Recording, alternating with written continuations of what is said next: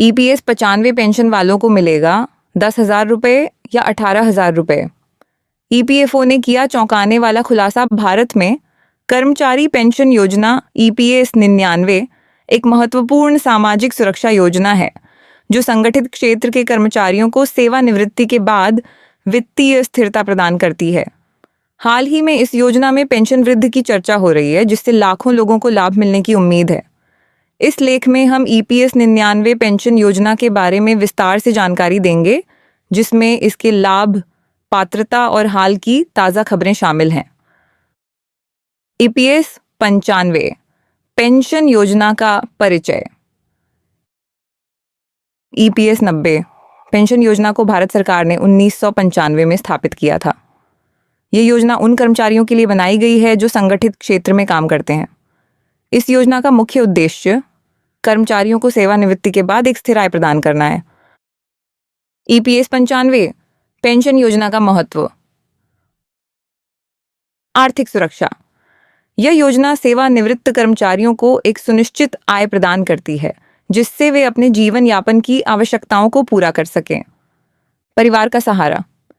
यदि कोई सदस्य निधन हो जाता है तो उसके परिवार को भी पेंशन मिलती है, जिससे उनके जीवन स्तर में कमी नहीं आती। सरकारी पहल। यह योजना भारत सरकार द्वारा चलाई जाती है और इसे ईपीएफओ कर्मचारी भविष्य निधि संगठन द्वारा प्रबंधित किया जाता है। ईपीएस 95 पेंशन योजना का सारांश। विशेषता विवरण। योजना का नाम कर्मचारी पेंशन योजना ईपीएस 99। स्थापना वर्ष 1995। प्रबंधन कर्मचारी भविष्य निधि संगठन ईपीएफओ। न्यूनतम पेंशन 1,000 रुपये प्रति माह। अधिकतम पेंशन योगदान के आधार पर। पात्रता आयु 58 वर्ष। 50 वर्ष से पूर्व पेंशन की अनुमति। सेवा अवधि न्यूनतम 10 वर्ष। ईपीएस 99 पेंशन योजना के लाभ। ईपीएस 90 पेंस पेंशन योजना कई लाभ प्रदान करती है। न्यूनतम पेंशन वर्तमान में न्यूनतम पेंशन 1,000 रुपये प्रति माह है, जिसे बढ़ाने की मांग की जा रही है। पारिवारिक पेंशन। यदि किसी सदस्य का निधन हो जाता है तो उसके परिवार को भी पेंशन मिलती है। कर लाभ। इस योजना में योगदान करने वाले व्यक्तियों को आयकर अधिनियम की धारा 80C के तहत कर लाभ मिलता है। हालिया समाचार। ईपीएफओ में पेंशन वृद्धि। हाल ही में ईपीएफओ ने घोषणा की कि वह ईपीएस 99 के तहत न्यूनतम पेंशन को बढ़ाने पर विचार कर रहा है। इस प्रस्ताव के अनुसार न्यूनतम पेंशन राशि को 1,000 से बढ़ाकर 3,000 प्रति माह किया जा सकता है। यह निर्णय उन लाखों कर्मचारियों के लिए महत्वपूर्ण होगा जो आर्थिक रूप से कमजोर हैं। ईपीएफओ द्वारा प्रस्तावित बदलाव। न्यूनतम पेंशन वृद्धि। वर्तमान न्यूनतम पेंशन 1,000 रुपये से बढ़ाकर 3,000 रुपये करने का प्रस्ताव दिया गया है। पात्रता मानदंडों में बदलाव। नए प्रस्ताव के तहत वे कर्मचारी जो 15,000 रुपये तक की मासिक आय प्राप्त करते हैं, उन्हें अधिक लाभ मिल सकता है। सरकारी सहायता। सरकार ने इस वृद्धि को लागू करने के लिए आवश्यक धनराशि आवंटित करने का आश्वासन दिया है। ईपीएस 95 पेंशन योजना की पात्रता। ईपीएस 99 पेंशन प्राप्त करने के लिए कुछ पात्रता मानदंड हैं। ईपीएफ सदस्यता। कर्मचारी को ईपीएफ का सदस्य होना चाहिए। सेवा अवधि। कम से कम 10 वर्षों तक सेवा करनी चाहिए। आयु सीमा। सामान्यतः 58 वर्ष की आयु पर पेंशन उपलब्ध होती है, हालांकि 50 वर्ष की आयु पर पूर्व पेंशन भी ली जा सकती है।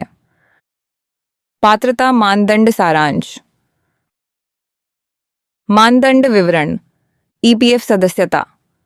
आवश्यक न्यूनतम सेवा अवधि 10 वर्ष। सामान्य आयु 58 वर्ष।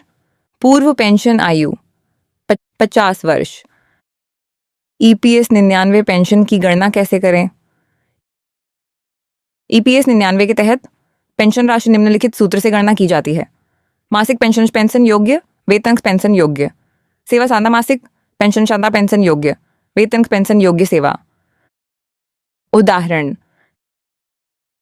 यदि आपका पेंशन योग्य वेतन 15,000 रुपये है और आपकी सेवा अवधि 25 वर्ष है, मासिक पेंशन 15,000 से 25 गुणा 710 से बटा 1/4 मासिक पेंशन 15,000 से 25 गुणा 710 से बटा 1/4 मासिक पेंशन 15,000 से 25 गुणा 710 से बटा 1/4 मासिक पेंशन 15,000 से 25 गुणा 710 से बटा 1/4 मासिक पेंशन 15,000 से 25 गुणा 710 से बटा 1/4 मासिक पेंशन 15,000 से 25 गुणा 710 से बटा 1/4 मासिक पेंशन 15,000 से 25 गुणा 710 से बटा 1/4 मासिक पेंशन 15,000 से 25 गुणा 710 से बटा 1/4 मासिक पेंशन 15,000 से 25 गुणा 710 से बटा 1/4 मासिक पेंशन 15,000 से 25 गुणा 710 से बटा 1/4 मासिक पेंशन 15,000 से 25 गुणा 710 से बटा